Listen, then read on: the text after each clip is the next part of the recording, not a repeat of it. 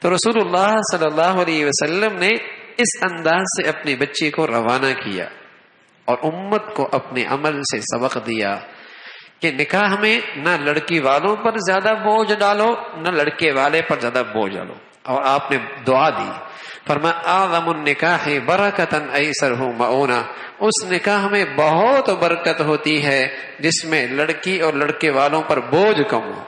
ہلکی پھلکی شادی یہ ایک فطرتی ضرورت ہے ایک مرد کی کہ عورت اس کی زندگی میں ہو، اور ایک عورت کی فطرتی ضرورت ہے کہ مرد اس کی زندگی میں ہو.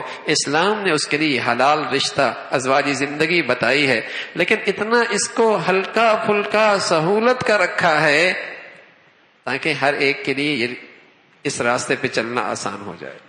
اگر ہم نے حلال مہنگا کر دیا تو میرے عزیزو پھر حرام سستا ہو جائے گا، پھر حرام کے راستے چوپٹ کھل جائیں گے، پھر حرام کی گندگیاں قدم قدم پہ نظر آئیں گی.